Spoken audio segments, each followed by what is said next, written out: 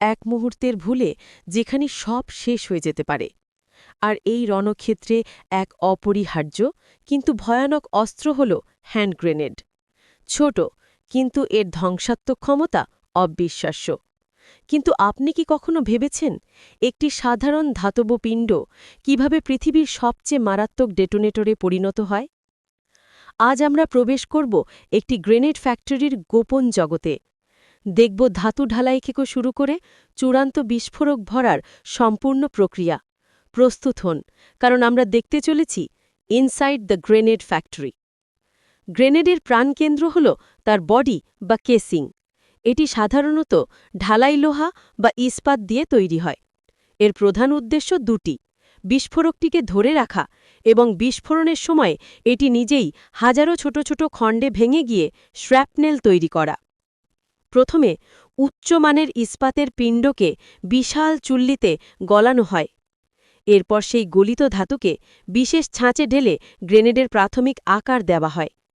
অনেক আধুনিক গ্রেনেডের কেসিংয়ে ভেতরেই বিভাজন নকশা তৈরি করা থাকে, যা ভাঙার প্রক্রিয়াকে আরও কার্যকর করে।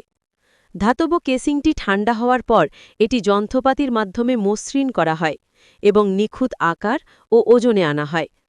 মান নিয়ন্ত্রণ এখানে খুবই কঠোর, কারণ একটি ত্রুটিপূর্ণ বডি মারাত্মক বিপদ ডেকে আনতে পারে।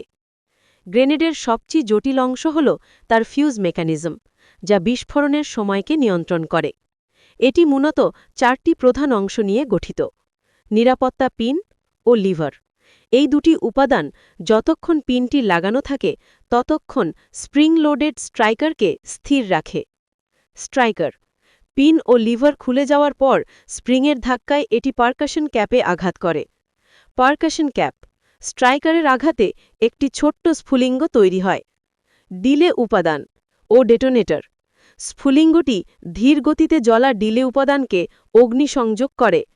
প্রায় 4 থেকে 5 সেকেন্ড পরে এই ডিলে উপাদানটি ডেটোনেটরকে সক্রিয় করে, যা মূল বিস্ফোরক চার্জে বিস্ফোরণ ঘটায়। এই ছোট্ট জটিল ফিউজ অ্যাসেম্বলিটি গ্রেনেড বডির শীর্ষে সাবধানে স্থাপন করা হয়। এরপর আসে সবচেয়ে বিপজ্জনক ধাপ: বিস্ফোরক ভরার। গ্রেনেডের বডির আভ্যন্তরে হাই এক্সপ্লোসিভ যৌগ যেমন কম্পোজিশন বি এর মতো শক্তিশালী বিস্ফোরক ভরা হয়। এই প্রক্রিয়াটি প্রায়শই স্বয়ংক্রিয় যন্ত্রপাতির মাধ্যমে দূর থেকে এবং অত্যন্ত নিয়ন্ত্রিত পরিবেশে সম্পন্ন করা হয়, যাতে কোনো দুর্ঘটনা না ঘটে। বিস্ফোরক ভরার পর গ্রেনেডের বডিটিকে সিল করা হয়, যাতে বিস্ফোরক বা ফিউজের কোনো অংশে আর্দ্রতা প্রবেশ না করতে পারে। আর্দ্রতা বিস্ফোরণের কার্যকারিতাকে নষ্ট করে দিতে পারে। সিল করার পর গ্রেনেডটিকে সাধারণত সামরিক সবুজ বা কালো রঙে পেইন্ট করা হয় এবং এর মডেল নম্বর ও উৎপাদনের ব্যাচ নম্বর চিহ্নিত করা হয়। একটি গ্রেনেড ফ্যাক্টরি ছেড়ে যাওয়ার আগে তাকে কঠোর মান নিয়ন্ত্রণ পরীক্ষার মধ্যে দিয়ে যেতে হয়।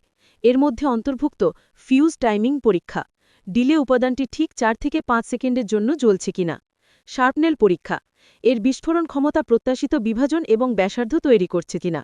পরিবেশগত পরীক্ষা, আর্দ্রতা এবং চরম তাপমাত্রায় এটি কার্যকর থাকে কিনা। নিরাপত্তা নিশ্চিত হওয়ার পর গ্রেনেডগুলোকে বিশেষ ক্রেটে বা বাক্সে সাবধানে মোড়কজাত করা হয়। প্রতিটি গ্রেনেড এখন সম্পূর্ণরূপে প্রস্তুত, ধাতু থেকে শুরু করে একটি নিখুঁত যুদ্ধক্ষেত্রে ডেটোনেটর। এই ছিল একটি গ্রেনেড ফ্যাক্টরির ভেতরের সম্পূর্ণ যাত্রা, যা প্রমাণ করে প্রযুক্তি, নির্ভুলতা এবং নিরাপত্তার প্রতি এক বিন্দু অসতর্কতাও এখানে সহ্য করা হয় না। প্রতিটি ধাপে নির্ভুলতা নিশ্চিত করা হয়, কারণ এই ক্ষুদ্র অস্ত্রটির ওপর নির্ভর করে অনেক জীবনের ভাগ্য। আমাদের এই যাত্রা কেমন লাগলো কমেন্টে জানাতে ভুলবেন না। সামরিক প্রযুক্তি নিয়ে আপনার আর কি জানতে ইচ্ছে করে? স্ক্রিনে call to action like, share এবং সাবস্ক্রাইব করুন।